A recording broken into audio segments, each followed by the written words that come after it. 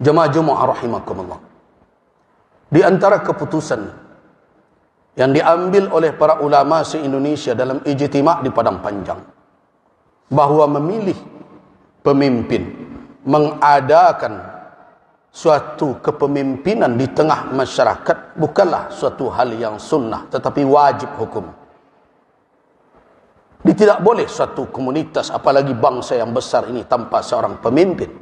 Bahkan Nabi SAW memberikan petunjuk di dalam perjalanan bermusafir 3 orang saja. Nabi meminta harus ada seorang menjadi imam. In kuntum salasa fi safarin falyummakum ahadukum. Kalau kamu bertiga dalam bermusafir, jadilah seorang menjadi imam kamu.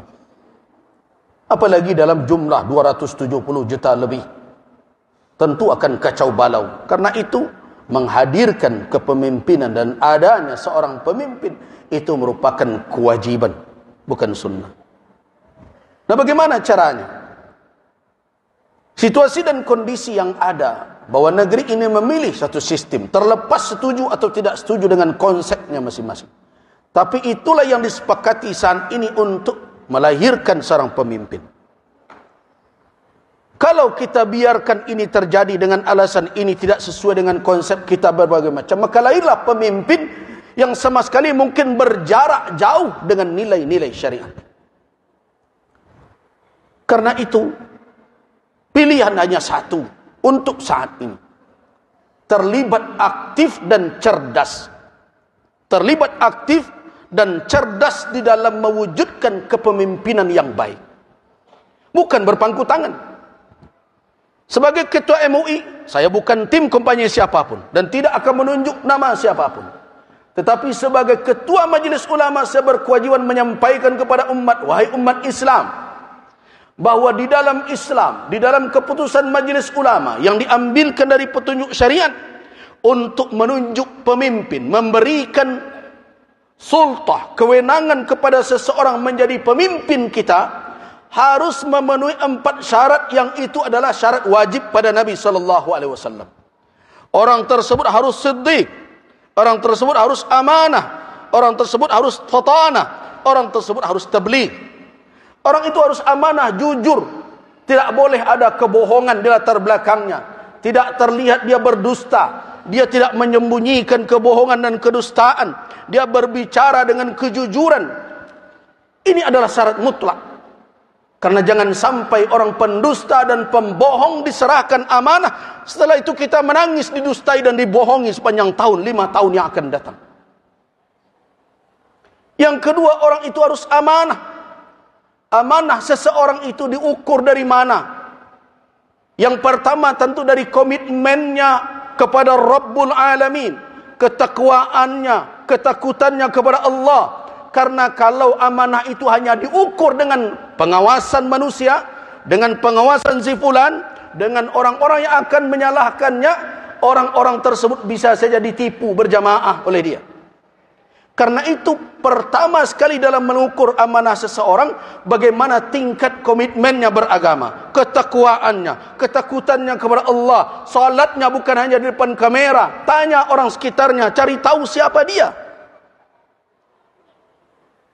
Kalau salatnya tidak benar, bagaimana amanah akan ditumpangkan? Kalau Rabbul Alamin saja, Allah Subhanahu wa taala saja tidak ditakutinya, yang menjadi beban ditanggungjawab di dalam di atas pundaknya, bagaimana dengan amanah manusia?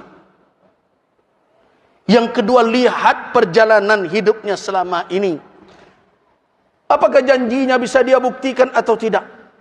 Kalau tidak, jangan berkeras juga karena baju saya ini, karena kelompok saya ini, saya mesti begini juga. Hati-hati wahai ibadallah. Setiap kita memberikan kewenangan dan amanah, wala itu tidak selesai hanya dengan keluar di tempat pemilihan itu, tapi akan dipertanggungjawabkan kelak sampai di hari kiamat di hadapan Allah Subhanahu wa taala. Hati-hati.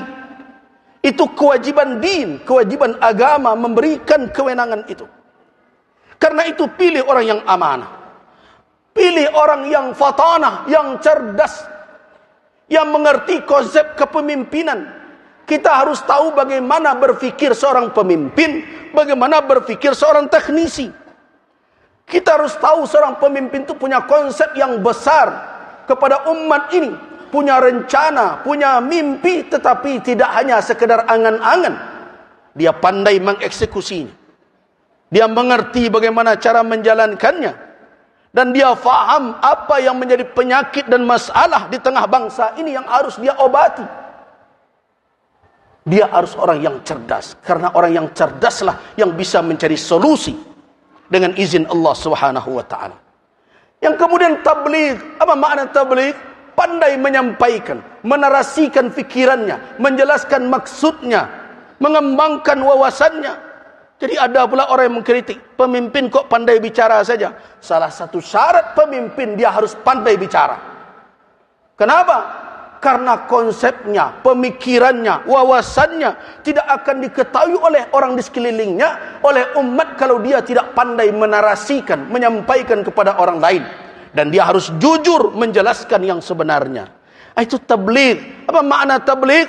Orang itu transparan, orang itu punya kemampuan dan kemauan dengan lurus menyampaikan apa yang ada yang menjadi tanggung jawab dan tugas.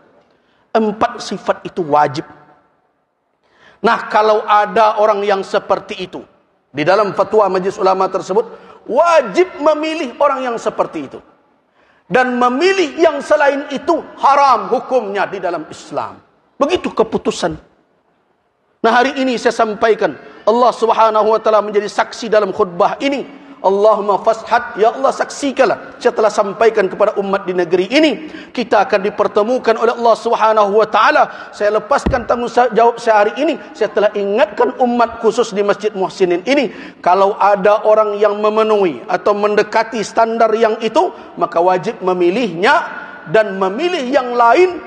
Padahal ada orang yang memenuhi kriteria tadi, haram hukumnya. Itu keputusan ijtima' Komisi Fatwa Majelis Ulama se-Indonesia di Padang Panjang tahun 2009. Innallaha wa malaikatahu yusholluna 'alan nabi. Ya ayyuhalladzina amanu shallu 'alaihi wa sallimu taslima.